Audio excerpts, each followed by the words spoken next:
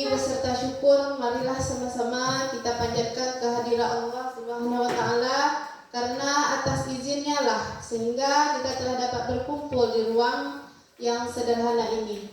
Salawat berangkaikan salam tak jemu-jemunya kita alamatkan ke pangkuan alam Nabi besar Muhammad sallallahu alaihi wasallam, yang mana beliau telah bersusah payah membawa kita semua dari alam yang tidak berilmu pengetahuan kepada alam yang penuh dengan ilmu pengetahuan seperti yang kita rasakan pada saat ini.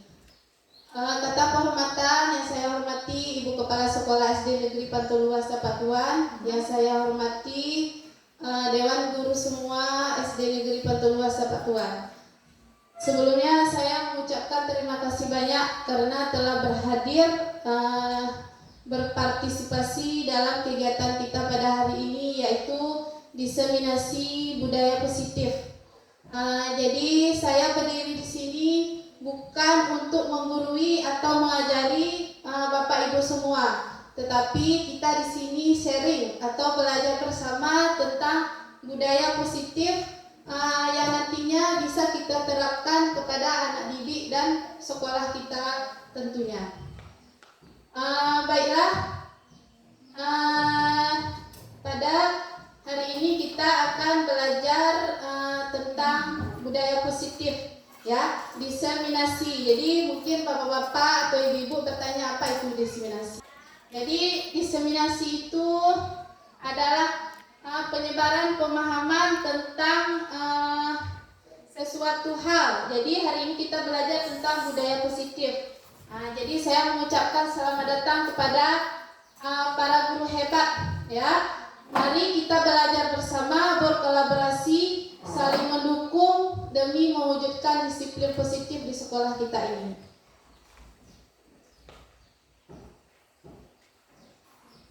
Nah, ini konsep pendidikan menurut Ki Hajar Dewantara melibatkan pengakuan akan pentingnya budaya dan lingkungan positif di sekolah yang menempatkan murid sebagai fokus utama. Dalam konsep Ki Hajar Dewantara, pendidikan bukan hanya tentang transfer pengetahuan, tetapi juga mencakup pembentukan karakter dan pengembangan potensi setiap murid.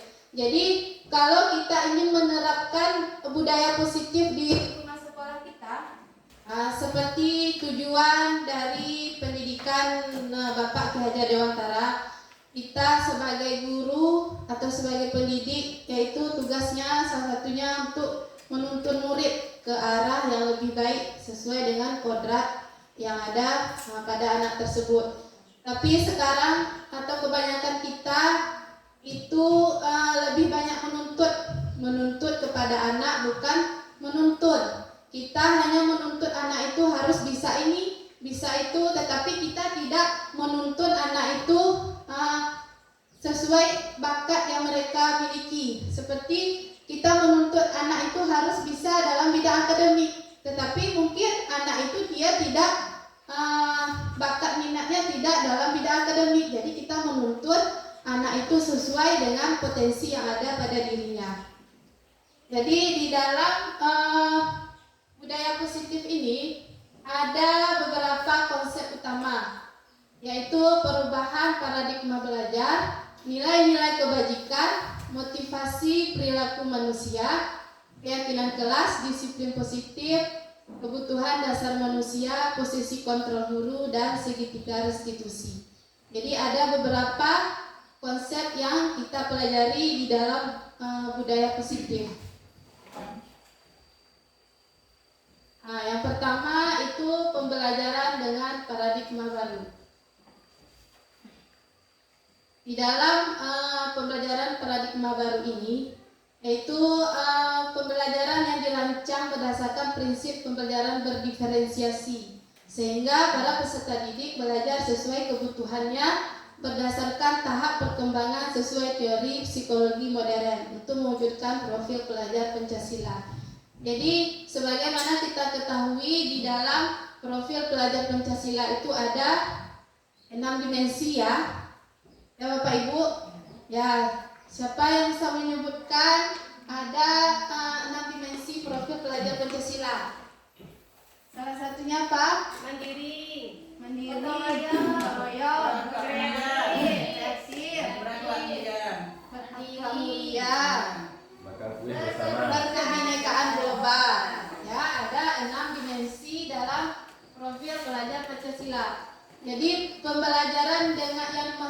dengan paradigma baru, yaitu pembelajaran yang dulunya seperti apa ya. Dulu mungkin cara belajar kita masih tradisional.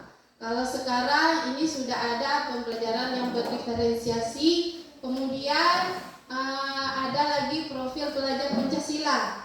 Nah, ini yang dimaksud dengan pembelajaran dengan paradigma baru, yang dulunya cara pembelajarannya yang masih tradisional diganti ke dengan pembelajaran yang masih yang sudah modern, ya, yang sudah berbeda, seperti itu.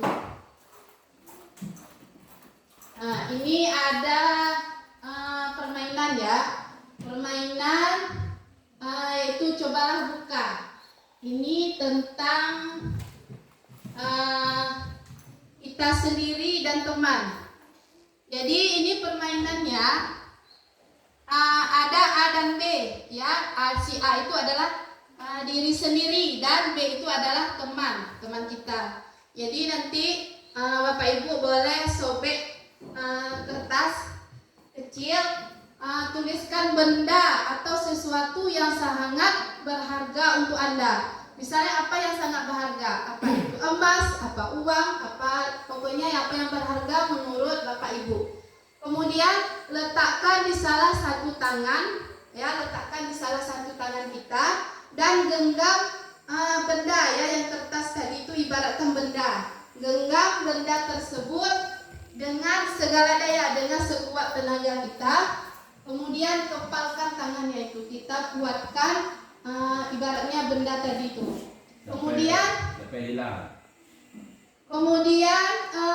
teman kita, ya, si B akan mencoba dengan sekuat tenaga dengan berbagai cara untuk meminta Anda memberikan benda tersebut. Nah, bisa dengan membujuk, mengancam, menghardik, merayu, menyuap, apa saja yang dilakukan agar kepalan tangannya tadi bisa terbuka. Ya, coba Bapak Ibu genggam tangannya, nanti kawan yang di samping melakukan merebut, istilahnya merebut apa yang digenggam. Apa bisa terbuka, apa tidak?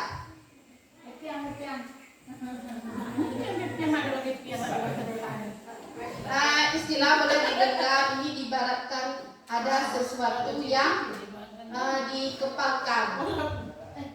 Ya, diibaratkan apa saja boleh, apa itu uang atau mungkin yang sesuatu yang berharga. Ya, berharga menurut diri kita. Nah, coba Bapak Ibu praktekkan, kepalkan tangannya. Kepalkan tangannya, berarti Ibu Nuri sama Ibu Lisna. Gak bisa, masih gak bisa. Gak bisa, karena dia berharga sekali. Jadi Ibu Nuri coba membujuk Ibu Lisna, bisa nggak dibuka tangannya, apa bisa disuap dengan uang atau apa misalnya? Coba Ibu Lisna dengan Ibu Nuri, bisa nggak dibuka tangannya? Tolong boleh buka, boleh, cepatlah boleh. Bisa Kasih. Bu, ini berharga. Cepatlah boleh, kasih sama saya. Ini saya juga perlu nih, boleh. Gak bisa Bu, gak bisa. Gak bisa Pak. Nggak bisa dengan uang dibujuknya atau dengan mengancam atau dengan sesuatu yang lain? Boleh kasih, kalau enggak saya cubit boleh. Malah daripada kena cubit. Enggak dikasih, enggak boleh dikasih, ini berharga. Berarti ada ya. Ini adalah tadi contoh ya. Mungkin berbeda lagi dengan yang lain, itu tergantung dengan pribadi sendiri. Jadi tadi setelah kita melakukan percobaan tadi, apa yang terjadi? Nah, tadi ada Ibu Lisna yang menggenggam sesuatu yang sangat berharga. Kemudian Ibu Nuri mencoba untuk merebut benda tersebut dengan segala cara, tetapi Ibu Lisna akhirnya tergoyah imannya untuk memberikan benda yang berharga tersebut kepada orang lain. Nah, begitu. Jadi apa maksudnya di dalam teori kontrol? Nah, itulah yang maksudnya tadi. Kontrol berarti yang memegang kontrol kita, yang memegang kendali itu hanya diri kita sendiri, tidak orang lain. Nah, apa yang berharga untuk kita itu harus kita pertahankan, apapun yang terjadi. Tetapi mungkin berbeda lagi dengan orang lain. Orang lain mungkin bisa dengan bujukan atau yang lain dia bisa tergoda. Itu tergantung dari pribadinya masing-masing. Jadi ada tentang teori kontrol. Ya, tadi tentang pembelajaran dengan paradigma baru.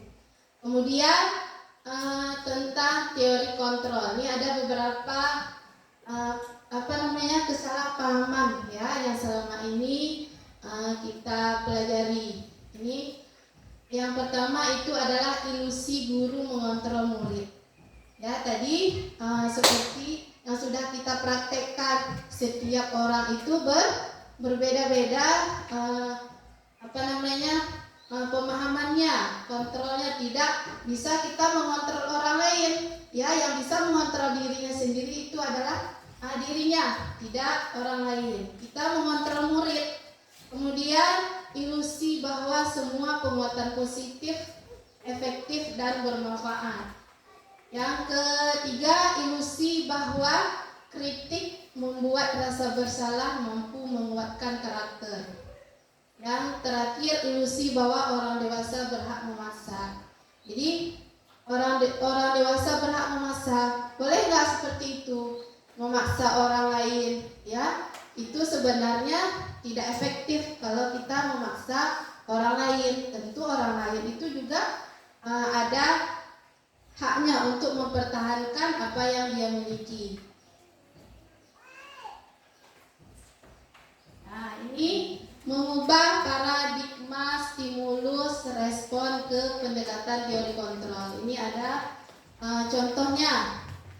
Ya, kalau stimulus respon itu ini realitas itu sama dengan kebutuhan kita sama. Sedangkan kalau teori kontrol kebutuhan kita berbeda. Ya, setiap orang juga mempunyai kebutuhan yang berbeda. Kemudian semua orang melihat hal yang sama. Kalau di teori kontrol, setiap orang memiliki gambaran yang berbeda. Ya, kemudian kita mencoba mengubah orang agar berpandangan sama dengan kita. Ya, tidak selamanya orang itu berpandangan sama dengan kita. Bahkan ada juga yang berbeda pandangan dengan kita. Seperti kalau teori kontrol tentang dunia, kita berusaha memahami pandangan orang lain tentang dunia. Kemudian stimulus responnya, perilaku buruk dilihat sebagai suatu kesalahan. Kalau teori kontrolnya, semua perilaku itu memiliki tujuan. Orang lain bisa mengontrol saya, ya. Kalau di teori kontrolnya hanya Anda yang bisa mengontrol diri Anda sendiri.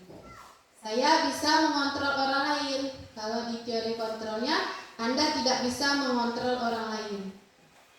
Kemudian pemaksaan ada pada saat bujukan gagal. Ya, kalau di teori kontrolnya, kolaborasi dan konsensus menciptakan pilihan-pilihan baru. Yang terakhir ada model berpikir menang kalah. Kalau di teori kontrol itu model berpikir menang-menang. Nah, seperti itu perubahan paradigma respon ke pendekatan teori kontrol. Seperti yang sudah kita praktekkan tadi, ya. Kontrol kita itu yang memegang kendali itu diri kita sendiri. Nah, seperti itu. Kemudian pandangan kita juga berbeda dengan teman yang lain. Pandangan orang itu ya seperti ini, kita seperti ini. Kita juga tidak boleh memaksa harus berpandangan sama dengan kita. Sampai di sini udah ngerti Bapak Ibu? Ya. Kemudian kita lanjut ke disiplin positif. Nah, jadi disiplin itu artinya belajar, ya, dari kata disiplina. Ya, artinya belajar. Jadi kita di sini belajar tentang hal-hal yang baru, hal-hal yang baik seperti itu. Disiplin positif merupakan salah satu cara penerapan disiplin yang bertujuan untuk menumbuhkan kesadaran serta memberdayakan peserta didik tanpa imbalan penghargaan, ancaman atau hukuman. Jadi kita menerapkan disiplin positif ini tanpa mengharapkan peserta didik itu mendapat penghargaan, ancaman atau hukuman.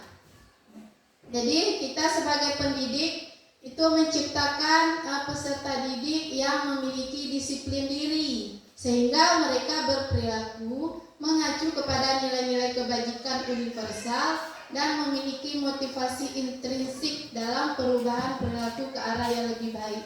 Jadi nanti kita akan mempelajari teori motivasi.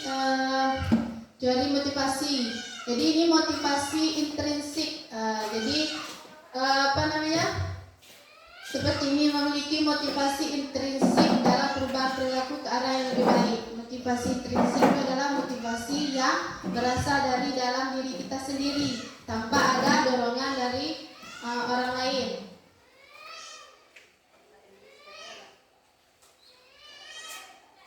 Nah, selanjutnya ada nilai-nilai kebajikan universal. Jadi nilai kebajikan itu adalah sifat-sifat positif manusia yang merupakan tujuan mulia yang ingin dicapai setiap individu. Nilai-nilai tersebut bersifat universal atau menyeluruh. Jadi nilai kebajikan itu setiap perilaku atau perbuatan memiliki suatu tujuan, baik itu perilaku yang baik maupun perilaku yang buruk, semuanya itu memiliki tujuan. Kemudian dengan mengaitkan nilai-nilai kebajikan yang diyakini seseorang, maka motivasi intrinsiknya akan terbangun sehingga menggerakkan motivasi dari dalam untuk dapat mencapai tujuan mulia yang diinginkan. Jadi seperti tadi saya bilang, motivasi intrinsik itu adalah motivasi yang berasal dari dalam diri kita sendiri.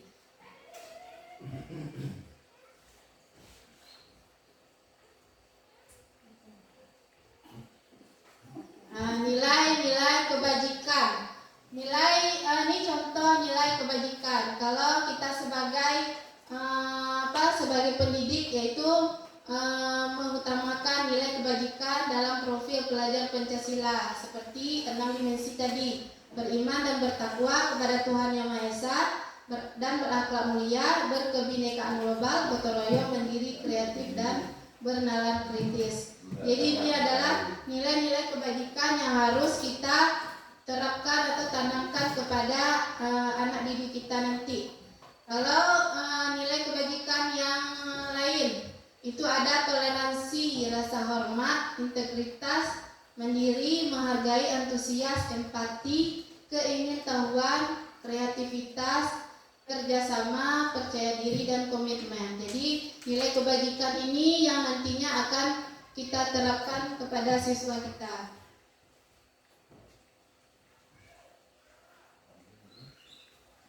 Nah, kita lanjut ke materi kebutuhan dasar manusia. Nah, jadi kebutuhan dasar manusia adalah segala sesuatu yang kita lakukan untuk mendapatkan apa yang kita inginkan. Kebutuhan dasar manusia. Kebutuhan dasar manusia adalah segala sesuatu yang kita lakukan untuk mendapatkan apa yang kita inginkan. Seluruh tindakan yang kita lakukan memiliki tujuan tertentu, dan semua usaha terbaik yang kita lakukan adalah agar kebutuhan dasar kita terpenuhi dengan baik. Nah, seperti ini ada 5 kebutuhan dasar manusia. Nah, yang pertama itu kebutuhan bertahan hidup. Nah, bertahan hidup seperti apa contohnya? Kebutuhan untuk bertahan hidup seperti makan itu adalah salah satu untuk kita bertahan hidup. Minum ya seperti oksigen ya, sandang pangan ya, itu adalah kebutuhan bertahan hidup. Itu adalah contohnya. Kalau kita tidak makan, berarti kita tidak bisa bertahan hidup. Nah, itu adalah contoh dalam kebutuhan bertahan hidup.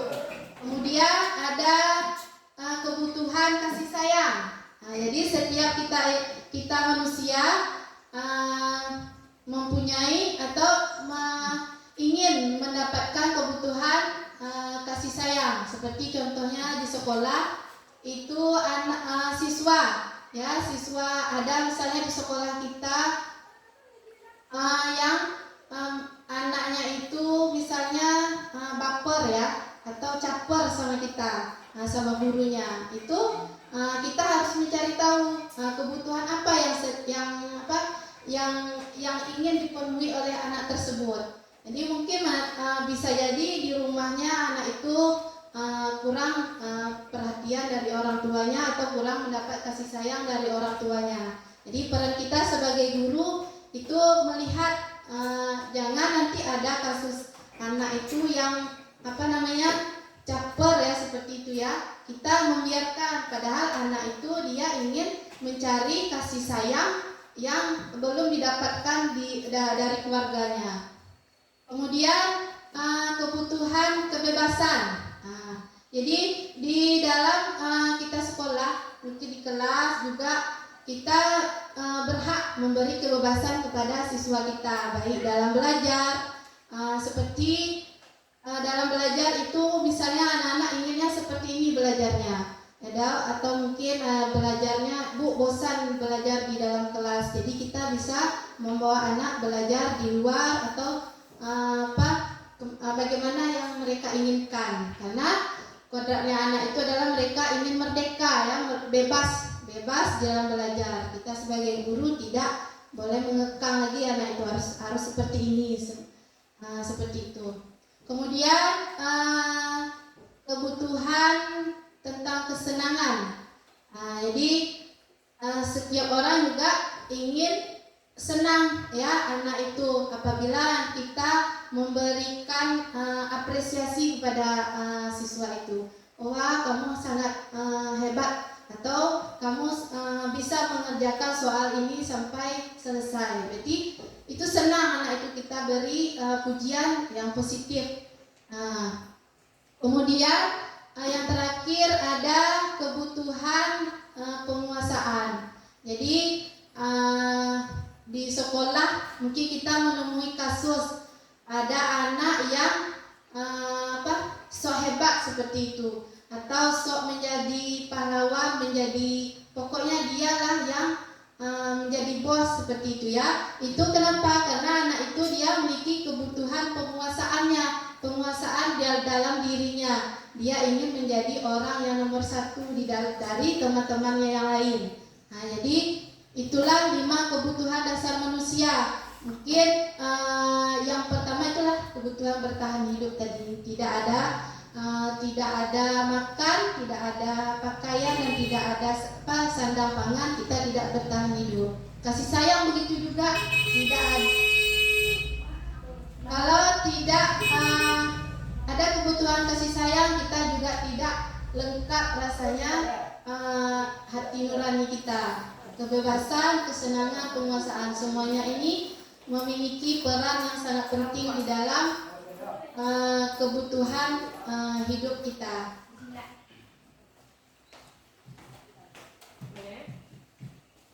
Nah, dalam kebutuhan dasar tadi, Bapak Ibu sudah paham?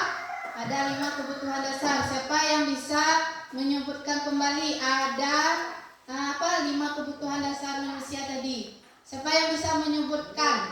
Ada yang masih ingat? Kebutuhan apa? Bertahan hidup. Apa lagi? Kebutuhan apa tadi? Kasih sayang. Ya, kasih sayang. Bu Rita masih ingat. Yang lain? Kebebasan. Kesenangan. Yang terakhir? Penguasaan. Itu adalah 5 kebutuhan dasar manusia. Yang selanjutnya ada motivasi perilaku manusia. Jadi dalam dalam perilaku manusia itu ada 2 motivasi. ya ada motivasi ekstrinsik dan motivasi intrinsik. Nah, motivasi ekstrinsik itu adalah motivasi yang berasal dari luar diri kita sendiri. Kalau motivasi intrinsik berarti dari dalam diri. Kalau motivasi ekstrinsik itu kita lakukan itu untuk menghindari ketidaknyamanan atau hukuman. Kemudian untuk mendapatkan imbalan atau penghargaan dari orang lain. Nah, seperti yang sudah kita lakukan ya, seperti yang udah kita terapkan. Kita melakukan perubahan itu bukan dari dalam diri kita sendiri. Karena apa? Karena kita takut dihukum atau takut ditegur atau takut diasingkan. Kemudian kita melakukan perubahan itu karena kita ingin mendapat imbalan atau penghargaan dari orang lain atau pengakuan dari orang lain. Seperti contohnya kita di sekolah berlomba-lomba, kita datang cepat ya. Tapi itu kenapa kita lakukan? Karena kita takut ditegur atau dimarahi sama kepala sekolah. Nah, itu motivasi yang tidak berasal dari dalam diri kita sendiri, karena ada sesuatu yang mendasari kita melakukan tersebut. Kemudian motivasi intrinsik, itu adalah motivasi yang untuk menjadi orang yang mereka inginkan dan menghargai diri sendiri dengan nilai-nilai yang mereka percaya. Jadi tujuan dari budaya positif ini yang sangat penting adalah motivasi yang timbul dari dalam diri sendiri, yaitu motivasi intrinsik. Jadi motivasi intrinsik ini sangat mungkin tidak semua orang atau tidak semua guru sudah menerapkan motivasi intrinsik ini. Jadi kita melakukan sesuatu itu karena ada sesuatunya, bukan karena dari dalam diri kita sendiri. Nah, kalau kita melakukan itu karena motivasi dari dalam diri kita, itu insya Allah kita tidak akan merasa terbebani atau terganggu dengan perbuatan teman kita yang lain. Teman kita telah datang, berarti kita tidak ada merasa iri seperti itu, atau teman kita tidak masuk kelas, ya udah, itu adalah hak dia, atau itu adalah urusan dengan kepala sekolah. Jadi kita motivasi intrinsik, saya masuk kelas cepat karena saya ingin menghargai diri saya sendiri dalam hal bertanggung jawab atau disiplin waktu. Nah, seperti itu, kita tidak ada yang sesuatu lain yang kita harapkan. Tidak ada takut ditegur, takut dimarahi kepala sekolah. Nah, ini adalah motivasi perilaku manusia. Kalau ekstrinsik, berarti di luar, kalau in berarti di dalam. Sampai sini udah paham motivasi yang mana di dalam dan di luar, Bapak Ibu? Sudah ya. Nah, ini ada refleksi. Nah, refleksi tentang motivasi tadi. Yang pertama, ini saya tanya, sudahkah Bapak Ibu masuk kelas tepat waktu? Sudah. Sudah. Ada yang belum? Nah, kalau sudah tentu ada alasannya, dan kalau belum juga tentu ada alasannya. Kalau yang menjawab sudah, kenapa masuk kelas tepat waktu? Ibu Nuri tadi ya. Karena kita harus memenuhi kebutuhan siswa. Setiap siswa ada waktu, ada jam batas waktu dia belajar di sekolah. Ya, berarti menghargai diri sendiri ya, atau menghargai waktu seperti itu. Jadi yang menjawab belum masuk kelas tepat waktu, siapa yang bisa memberikan alasannya? Ada 1-2 alasan, mungkin alasan cara, alasan apa? Ya, kalau misalnya sudahkah Bapak Ibu masuk kelas tepat waktu, ada yang jawab belum misalnya, kenapa belum tepat waktu? Karena belum ditegur, ya kan? Karena belum ditegur oleh kepala sekolah, atau karena teman yang lain juga belum masuk. Itu kenapa? karena motivasi dari dalam dirinya itu belum ditanamkan atau diterapkan. Kita cuma melihat motivasi atau yang motivasi dari luar. Seperti itu. Ya, nomor 2, motivasi apa yang paling banyak mendasari perilaku murid di sekolah kita? Motivasi apa? Apa ekstrinsik, apa intrinsik? Motivasi apa yang paling banyak? Jadi anak-anak kita itu kalau ada gurunya patuh kan? Kalau nggak ada gurunya udah dilihat dari depan pintu, gurunya nggak ada, berarti udah kalau guru nggak ada kita udah bermain aja di dalam.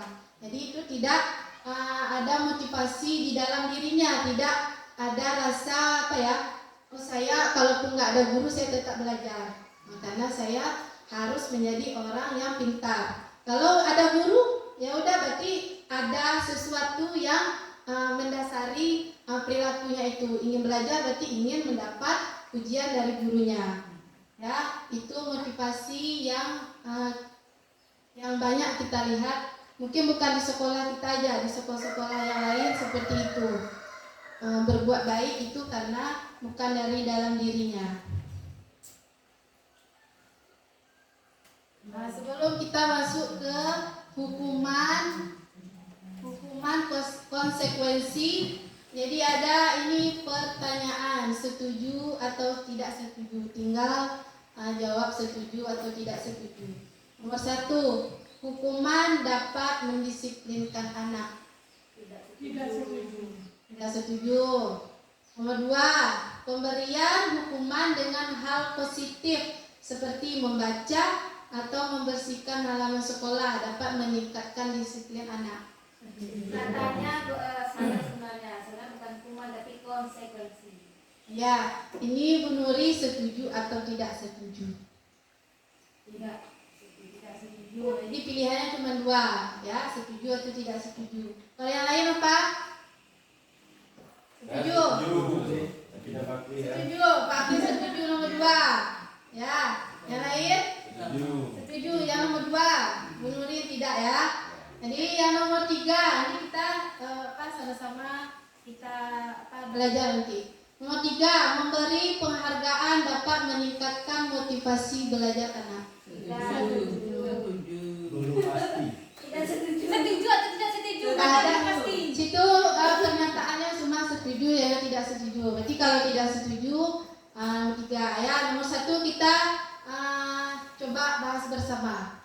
Nomor 1, hukuman dapat mendisiplinkan anak. Jadi tadi jawabannya apa?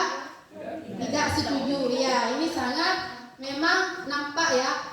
Apapun itu, hukum apa dalam mendisiplinkan anak atau dalam hal apapun yang namanya hukuman itu tidak dibenarkan, karena itu akan merugikan anak itu sendiri, baik dari mentalnya, fisiknya.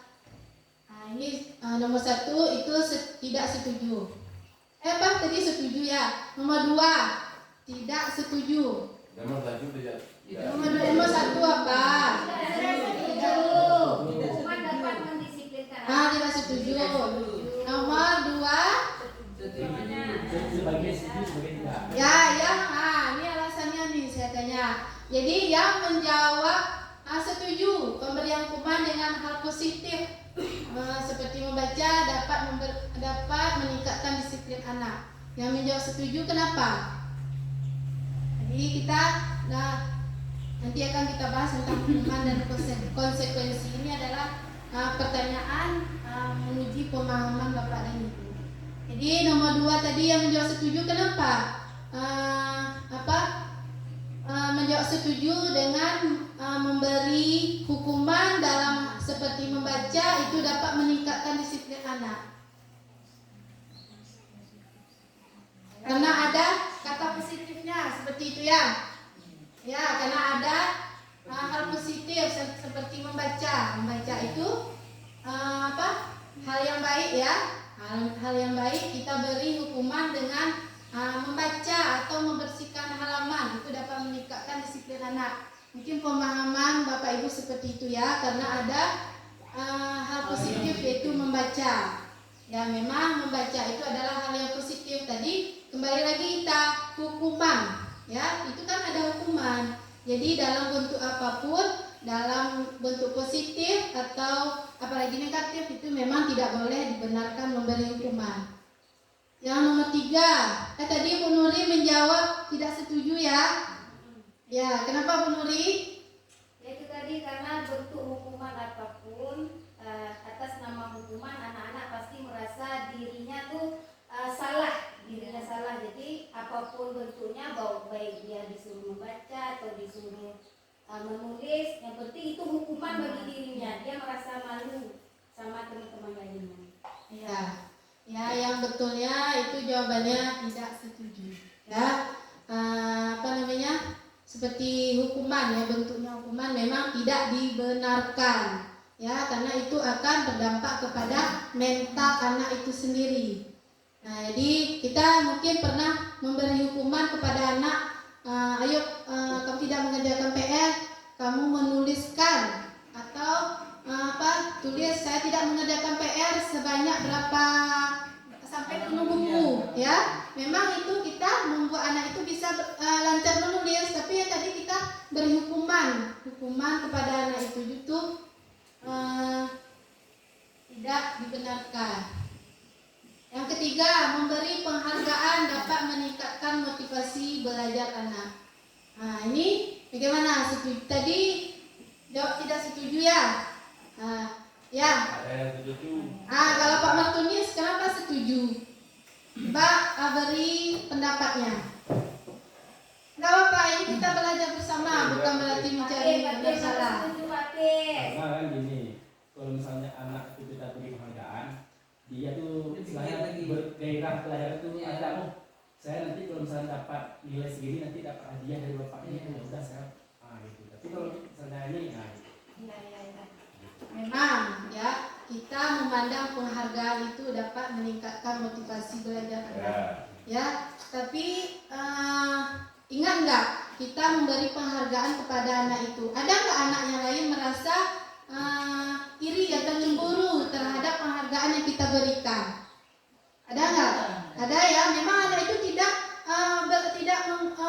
mengungkapkan perasaannya, tapi dari dalam dirinya pasti dia merasa merasa apa di dalam dirinya itu merasa iba atau apa begitu. Ya, memang dari segi lain memang dapat meningkatkan motivasi belajar anak bagi anak yang kita berikan penghargaan. Bagi anak yang tidak kita beri penghargaan itu mereka merasa tersisih begitu. Ya, seperti itu Bu Nuri. Ya betul Bu. Tambah lagi nanti setiap dia selalu mengharapkan penghargaan itu. Setiap belajar selalu mengharapkan itu aja kan, padahal dalam belajar bukan itu tujuan yang belajar. Ya, itu kalau kita beri penghargaan pasti ada ketergantungannya. Makanya kita di dalam sekarang ini tidak dibenarkan lagi ya dalam membuat ranking anak. Karena kalau kita buat ranking tentu yang lain itu merasa padahal memang nilainya tidak terlalu jauh, tapi mereka merasa dalam dirinya. Memang ada ini cerita dari salah satu teman CGP juga, di sekolahnya itu anaknya itu selalu mendapat ranking 1, mendapat juara. Tapi pas pada semester itu anak nilainya itu atau rankingnya itu menurun menjadi ranking 2. Jadi karena sudah orang tuanya ini sudah terbiasa atau sudah merasa anaknya itu mendapat juara 1, karena kan kalau anak juara 1 pasti orang tuanya ini bangga, mungkin cerita kepada teman-teman yang lain. Tiba-tiba anaknya mendapat juara 2, jadi orang tuanya pasti merasa guru ini pasti tidak adil, tidak seperti itu dalam bernilai. Jadi anaknya ini dipindahkan sekolahnya. Seperti itu sangat berdampak kepada mental anak kita sendiri. Jadi kalau kita memberi penghargaan yang terus menerus, karena anak ini berharapnya penghargaan. Jadi kita dihukum oleh penghargaan. Nah, inilah kita tadi penghargaan yang tertanam dalam pikiran kita adalah penghargaan. Mungkin selama ini kita atau di kelas kita juga pernah bagi anak yang mendapat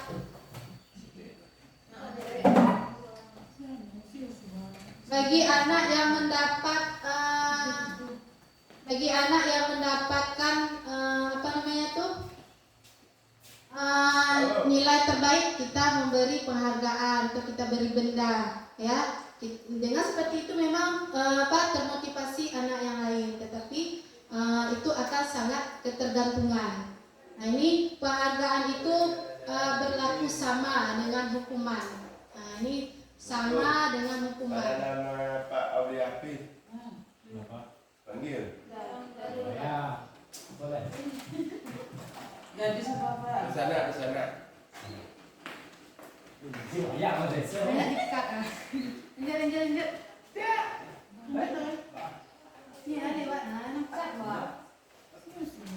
Ceweknya. Penting sama nyawa agama.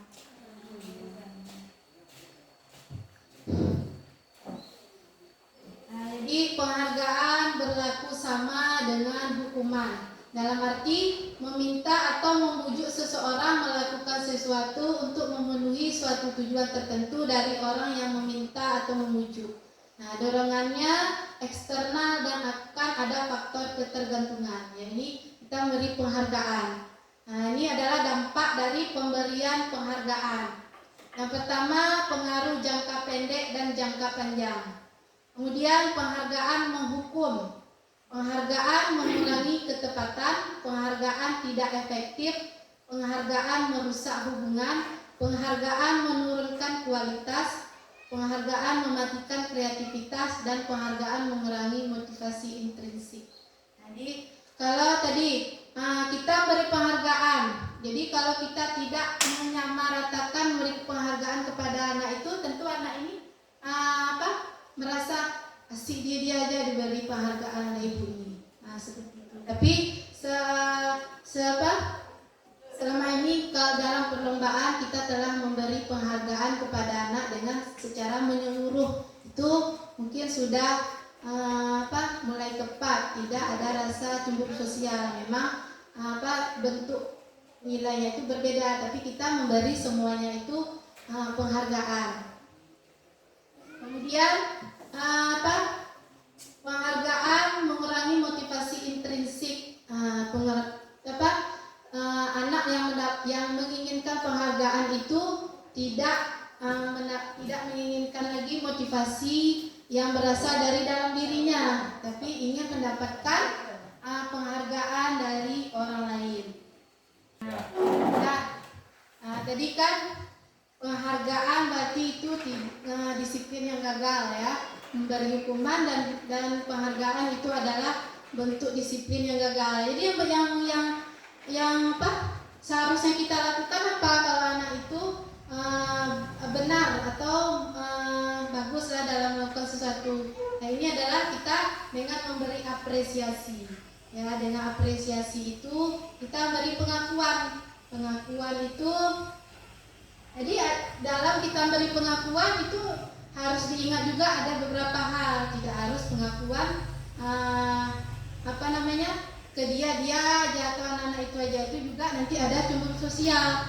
Jadi kita beri pengakuan secara khusus. Secara khusus misalnya anak itu memang nampak jelas dia melakukan hal yang sangat baik. Nah, jadi kita beri pengakuan, ya kamu sangat hebat hari ini karena telah menyelesaikan pekerjaan dengan tepat waktu. Jadi kita memberi pengakuan dia karena dia memang melakukan hal yang sangat berguna pada saat itu. Kemudian pengakuan secara pribadi.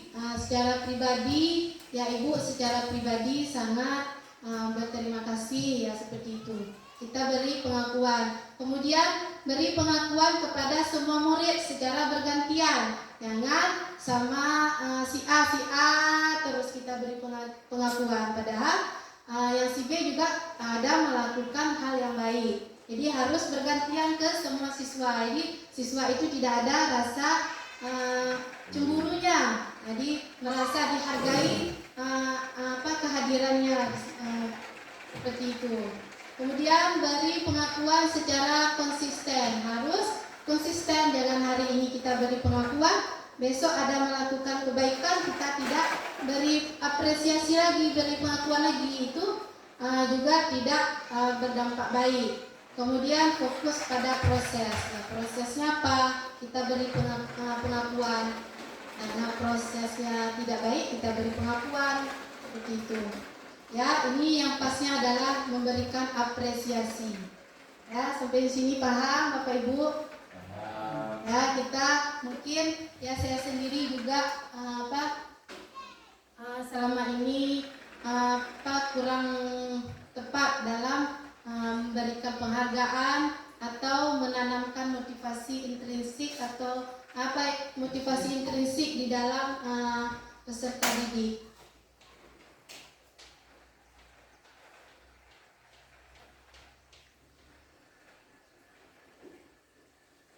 Nah, ini contoh pengakuan atau apresiasi kebajikan. Nah, ini seperti pembukanya, itu kalimat pembukanya kemarin saya perhatikan. Ya, nilai kebajikannya harus ada juga tertanam di situ. Kita beri apresiasi, juga harus ada nilai kebajikannya.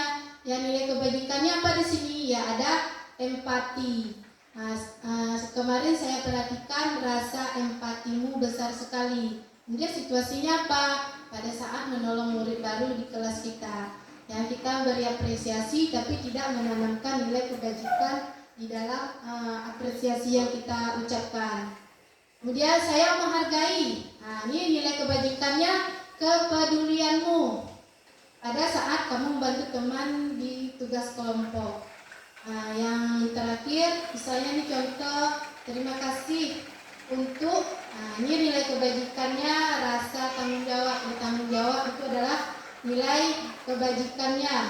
Nah, kita memberi apresiasi, terima kasih ya. Ya, terima kasih untuk apa? Jadi kita harus menyertakan nilai kebajikannya di dalam pengucapan apresiasi kita itu. Jadi anak itu yang tertanam dalam pikirannya berarti saya orangnya bertanggung jawab, begitu.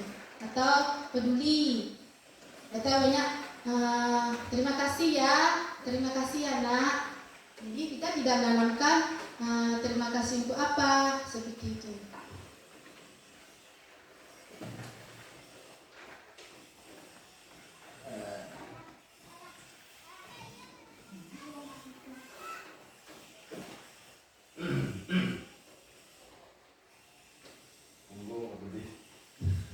Nah, ini ada kasus. Nah, ya, mari kita belajar bersama. Coba dibaca Bapak Ibu kasusnya. Baca ya. Ini tentang muridnya Iva namanya. Jadi gurunya Pak Seno.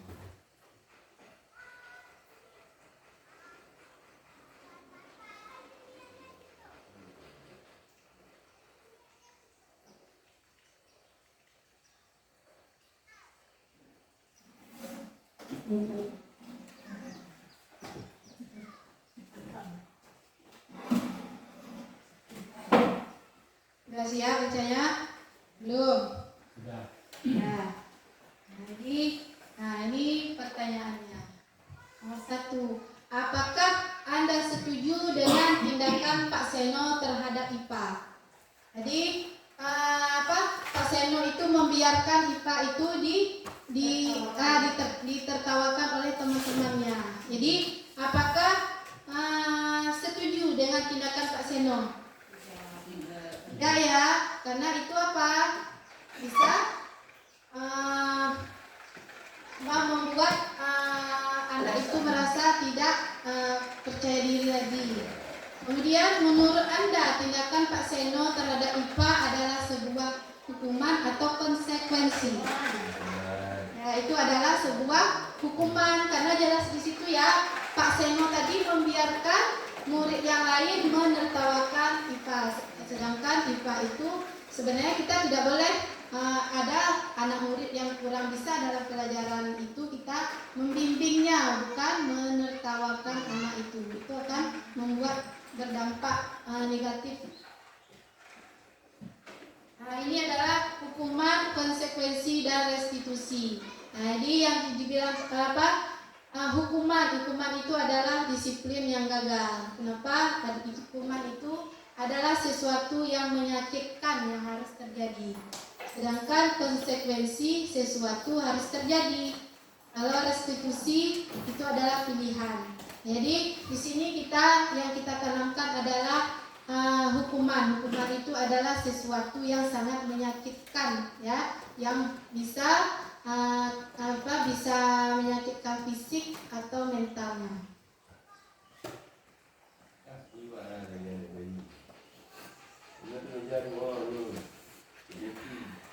Nah, ini hukuman dan konsekuensi. Yang nomor 1 itu membersihkan coretan yang dibuatnya.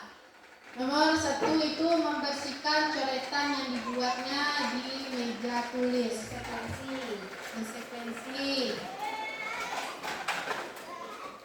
Nomor 2, murid diminta untuk push up 15 kali karena tidak menggunakan masker ke sekolah.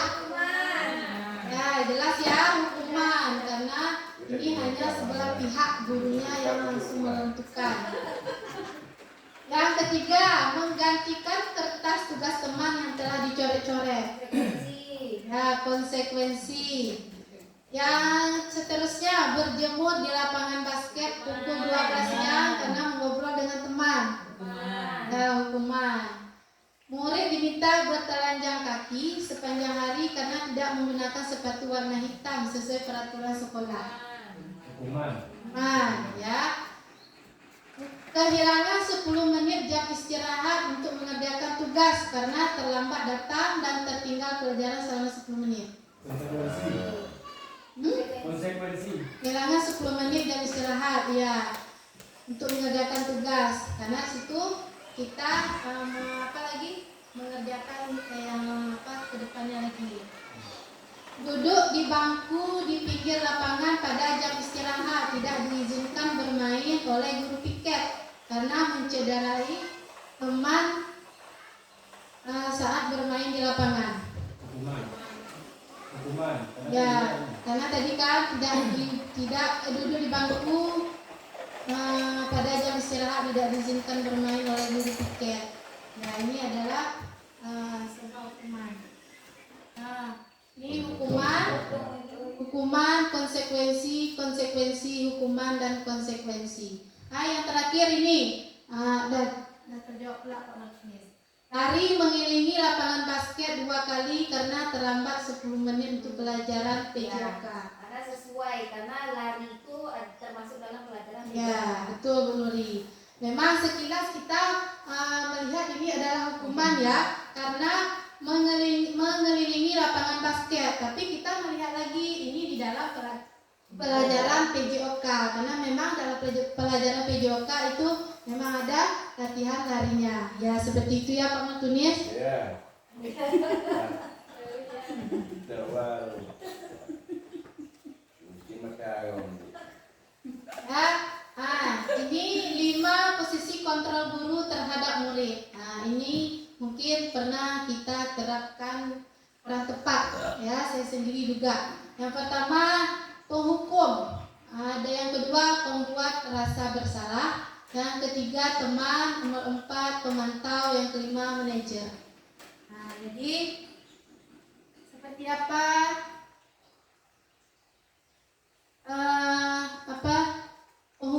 Penghukum itu menghardik, menunjuk, menyakiti, menyindir, ya. Biasanya kalau orang menghukum itu sambil menunjuk atau matanya itu melotot atau suara yang keras, ya, nada yang keras itu adalah posisi penghukum. Kalau pembuat rasa bersalah itu menunjukkan rasa kekecewaan terhadap sikap dari murid tersebut. ada menunjukkan rasa kecewa. Ibu sangat kecewa terhadap sikap kamu. Nah, itu membuat rasa bersalah. Kalau teman itu misalnya dengan kata-kata tolonglah, tolonglah ya, bantu demi ibu. Nah, kita kan misalnya kita kan teman atau kita kan seperti itulah. Itu adalah posisi kontrol posisi sebagai teman. Kalau pemantau itu menghitung dan mengukur. Ibu lihat kamu sudah beberapa kali melakukan kesalahan itu. Ibu lihat kamu sudah berapa kali tidak mengerjakan PR.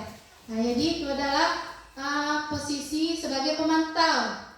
Yang terakhir itu posisi sebagai manajer, mengajukan pertanyaan-pertanyaan, ya, seperti apa yang kita yakini, apa yang meyakinkan kamu, kenapa kamu melakukan hal ini, kamu melakukan kesalahan ini, tentu ada alasannya.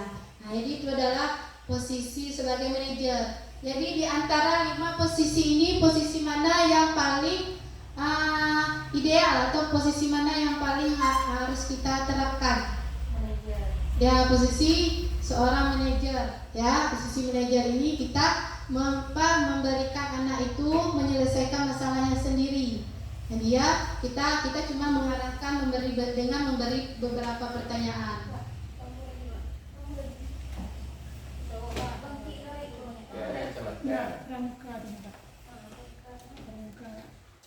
Itu udah kayaknya sama apa kita. Kalau nggak tahu, tapi kalau tahu. Nah, ini kasusnya itu adalah siswa tidak memakai atribut lengkap saat upacara bendera. Ini kasusnya. Kalau sebagai penghukum, ini hukumannya itu hormat pada bendera selama 1 jam. Kalau sebagai pembuat rasa bersalah, berapa kali ibu atau bapak memberitahumu kalau kamu selalu saja mengecewakan ibu. Jadi kalau pembuat rasa bersalah itu berarti menanamkan dalam diri anak itu anak itu berarti dia merasa gagal, ya, kecewa. Berarti ibu ini kecewa dengan sikap saya. Nah, kalau posisi ini posisi teman. Nah, ayo dong ikuti aturan sekolah. Tolong bantu ibu bapak sekali ini, ya. Atau ya sudah, tidak apa-apa, lain kali jangan sampai berbuat seperti ini lagi, ya. Nah, ini adalah posisi teman. Ibarat kita berteman, bagaimana kita menyelesaikan masalah kalau seperti dengan teman. Tentu anak ini berpikir kalau ke depan saya berbuat kesalahan, pasti ibu ini akan memaafkan saya lagi, karena kami keteman. Nah, ya, ini juga tidak bagus. Kemudian kalau pemantau, kamu sudah melanggar peraturan sekolah, kamu tahu konsekuensinya. Setelah upacara kamu beli atributnya di koperasi dan jangan ulangi lagi. Ini adalah pemantau. Kita memantau anak itu berapa kali kamu melakukan kesalahan. Yang terakhir, ini yang kelima adalah posisi sebagai manajer. Nah, jadi ini menyelesaikan masalahnya. Apakah kamu tahu kesalahanmu? Kira-kira bagaimana kamu memperbaiki kesalahanmu? Jadi kita di sini anak itu melakukan kesalahan, kita memberi pertanyaan-pertanyaan, anak itu sendiri yang menyelesaikan atau memberikan solusi dari kesalahannya itu.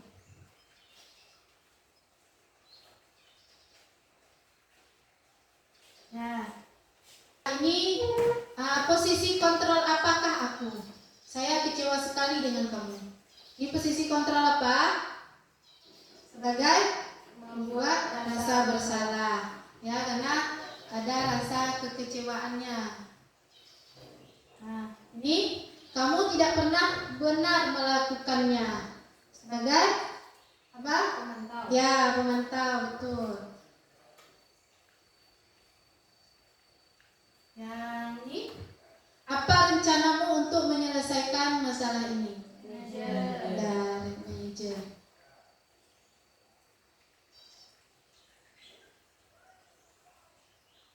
Ini ayolah lakukan demi bapak ibu, ya, sebagai teman, ya, berarti sudah mulai paham terhadap posisi kontrol.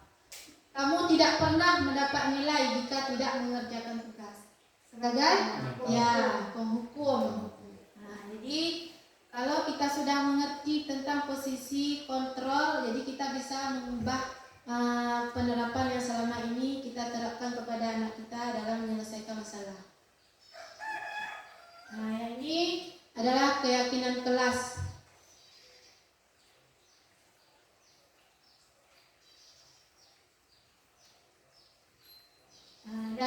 Keyakinan kelas. Mengapa keyakinan kelas? Mengapa bukan peraturan kelas? Karena berasal dari anak itu sendiri. Nilai-nilainya itu berasal dari pendapat anak-anak yang kita atur, yang kita kasih. Kalau peraturan itu bersifat permanen, kemudian itu hanya sebelah pihak, ya, seperti peraturan di sekolah itu yang membuatnya apa? Cuma lingkup guru saja, itu tidak melibatkan anak murid. Nah, jadi kita tidak tahu anak itu inginnya peraturan seperti apa. Kemudian bahasanya itu katanya itu lebih negatif ya, dilarang. Berarti kan itu kurang memang seperti itu peraturan. Tapi kalau keyakinan itu adalah nilai kebajikan yang disepakati bersama secara universal. Nah, jadi nilai yang kita sepakati bersama. Misalnya dalam kelas kita buat keyakinan kelas, kita boleh meminta pendapat kepada murid kita tentang keyakinan apa yang ingin mereka terapkan di kelas mereka sendiri. Jadi itu adalah keyakinan atau tata tertib yang ada di kelas itu anak itu sendiri yang menginginkan peraturannya seperti itu. Kemudian dalam membentuk keyakinan kelas ini juga berbeda dengan kelas yang lain. Mungkin kelas yang lain itu keyakinan kelasnya berbeda. Mungkin kondisi kelas murid yang ada di kelas itu agak lebih patuh, ya, berbeda lagi dengan murid yang kelas lain. Itu mungkin muridnya agak lebih jadi berbeda, tidak disesuaikan. Tapi ada juga yang sama keyakinan kelasnya. Nah, ini yang pertama itu bersifat abstrak, kemudian berupa pernyataan universal dari murid-murid, dibuat dalam pernyataan positif, kemudian sedikit saja agar mudah diingat. Nah, biasanya anak-anak itu kan nggak mau dia banyak-banyak ya, susah diingat. Jadi bisa beberapa poin saja yang kita tentukan. Kemudian sesuai dengan kondisi kelas sehingga mudah diterapkan. Semua warga kelas dilibatkan saat membuat keyakinan kelas. Jadi kalau misalnya yang ini si A apa yang ingin diterapkan, si B apa yang ingin diterapkan. Jadi kita nanti bisa menggabungkan tentang pendapat dari siswa kita itu. Nah, yang selanjutnya ya, itu tentang segitiga restitusi. Nah, kita sering mendengar ya, tapi kita tidak paham apa itu segitiga restitusi. Jadi restitusi itu adalah proses menciptakan kondisi bagi murid untuk memperbaiki kesalahan mereka, sehingga mereka bisa pada kelompok mereka dengan karakter yang lebih kuat, sehingga mereka bisa kembali ya pada kelompok mereka dengan karakter yang lebih kuat. Jadi dalam segitiga restitusi ini ya, yang namanya juga segitiga, tentu tiga tahapan lah di dalam menyelesaikan masalahnya. Ya, yang pertama ini yang garis di bawah itu adalah menstabilkan identitas. Yang kedua, validasi tindakan yang salah. Yang ketiga, menanyakan keyakinan. Mungkin selama ini kita pernah menerapkan dalam penyelesaian murid kita menerapkan segitiga restitusi, tapi tidak sampai pada tahap 3 atau tidak sampai pada tahap 2. Kita cuma menstabilkan identitas karena kita belum mengetahui cara penyelesaiannya. Nah, yang pertama menstabilkan identitas. Ya, kita bisa menanyakan berbuat salah itu wajar. Yang pertama dia melakukan kesalahan. Kita menanyakan kenapa kamu berbuat seperti ini atau kamu berbuat seperti ini, tentu ada alasannya. Yang kedua itu validasi tindakan yang salah. Ya, kita menanyakan alasannya, kemudian kamu melakukannya. Seperti itu bisa kita lakukan pertanyaan kepada anak itu, kamu melakukannya karena mempertahankan sesuatu yang penting bagimu ya, atau padahal kamu bisa melakukan yang lebih buruk dari ini. Nah, itu bisa kita beri beberapa pertanyaan kepada siswa itu. Kemudian dia bisa menjawab sendiri, bisa menjawab menyelesaikan sendiri dari kesalahannya. Kita tidak kita tidak bilang berarti kamu salah ya, kamu begini ya. Itu tidak dibenarkan. Seperti yang selama ini mungkin kita pernah menerapkan kepada anak-anak. Kita melihat anak itu melakukan kesalahan. Kita cuma melihat kesalahan yang nampak di depan mata kita, tapi kita tidak menanyakan kenapa anak itu melakukan hal yang seperti itu. Baik dari perbuatan baik atau buruk itu semuanya memiliki tujuan. Anak itu dia melakukan itu tentu ada alasannya. Ya, kita boleh menanyakan dulu apa alasannya kenapa anak itu melakukan kesalahannya. Dan yang terakhir adalah menanyakan keyakinan. Nah, inilah gunanya tadi keyakinan kelas, ya. Keyakinan kelas, misalnya di dalam kelas anak itu tidak melakukan piket, ya. Kita bisa menanyakan kenapa kamu tidak melakukan piket. Dia menjawab misalnya saya tadi datang terlambat atau tadi apa misalnya alasannya. Jadi kita mengarahkan lagi. Memang di dalam melakukan kesalahan itu ibu juga pernah, saya tidak pernah ini saya tuh datang terlambat, tapi itu adalah suatu kesalahan. Kita menanyakan lagi keyakinan mana ada yang sudah kamu langgar. Nah, jadi anak ini bisa berpikir tentang keyakinan kelas yang sudah disepakati tadi. Berarti kalau tidak melaksanakan piket itu keyakinan apa misalnya? Tidak atau tidak bertanggung jawab atau tidak melaksanakan piket kelas. Nah, ya. Nah, ini ciri-ciri dari restitusi. Nah, restitusi ini bukan untuk menebus kesalahan, namun untuk belajar dari kesalahan, memperbaiki hubungan. Tawaran, ya, restitusi itu adalah tawaran, bukan paksaan. Kemudian restitusi itu menuntun untuk melihat ke dalam diri kita, dalam diri anak itu. Restitusi adalah cara yang baik dalam memecahkan masalah. Restitusi fokus pada karakter yang akan ditanamkan pada anak itu, bukan tindakannya. Restitusi fokus pada solusi. Kemudian restitusi mengembalikan murid yang berbuat salah pada kelompoknya. Jadi dia berbuat salah, kemudian kita carikan solusinya. Jadi di sini Bapak Ibu ada ini adalah posisi kontrol guru tadi ya, biar lebih paham lagi tentang manajer.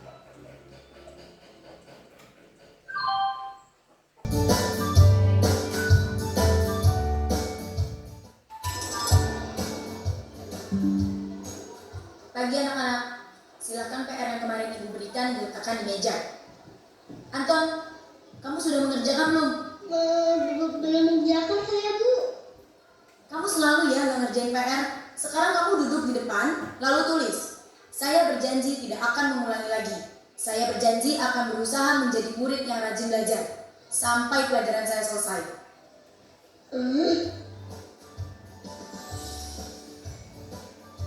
Pagi anak-anak, hari ini ada tugas ya. Ada yang belum mengerjakan? Anton, kamu sudah mengerjakan? Belum, Pak. Kamu nggak ngerjain tugas ya? Kamu mau jadi apa nanti? Kamu lihat sekolah nggak sih? Coba bayangkan orang tuamu betapa kecewanya sama kamu. Kamu itu sudah kelas 5. Harusnya bertanggung jawab sama dirimu sendiri.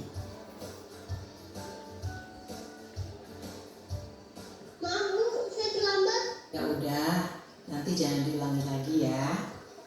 Kalau kamu rajin, ibu senang lihatnya. Ya, lain kali tepat waktu ya masuknya. Tas dulu dong. Kita kan teman. Wah, jadi kalau aku terlambat lagi, gak apa-apa ya.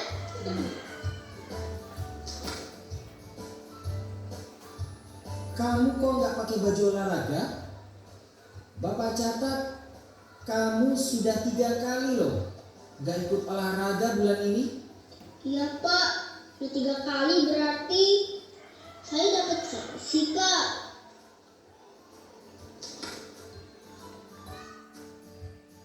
Ini Bu, saya mau ngumpulin tugas.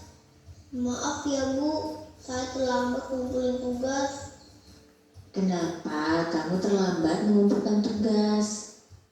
Iya Bu, saya kalau sore bantuin Ibu jaga warung, gak sempat ngumpulin tugas. Kira-kira nih, apa yang bisa kamu perbaiki supaya kamu bisa mengerjakan tugas tepat waktu? Coba, kapan biasanya kamu membantu ibu jualan? Setiap malam sampai jam 8 malam Bu. Bagaimana kalau kamu membuat jadwal? Kapan kamu akan mengerjakan tugas? Oh gitu ya Bu, saya coba deh Bu, terima kasih Bu. Di posisi kontrol guru ya, di situ ada penghukum, bagaimana cara kita memberi hukuman. Ada apa lagi tadi? Pembuat rasa bersalah, teman, pemantau dan manajer. Nah, kemudian dari video ini ada sampai ke penutup. Nah, jadi dalam penerapan disiplin positif ini hendaknya guru memiliki standar kepribadian, profesional dan sosial yang baik, di mana guru mampu merefleksi dirinya dalam posisi kontrol saat ini. Bagaimana perjalanan dirinya sebagai manajer yang menuntun murid-muridnya menjadi insan yang mandiri, merdeka dan bertanggung jawab. Jadi mungkin pemahaman kita atau penerapan kita selama ini masih kurang ya, masih kurang berpihak kepada murid. Setelah pembelajaran kita, marilah apa yang belum kita pahami, yang masih salah, ayo kita benahi bersama-sama demi kemajuan murid kita dan sekolah kita. Yang tentunya tujuan kita adalah pendidikan yang berpihak kepada murid.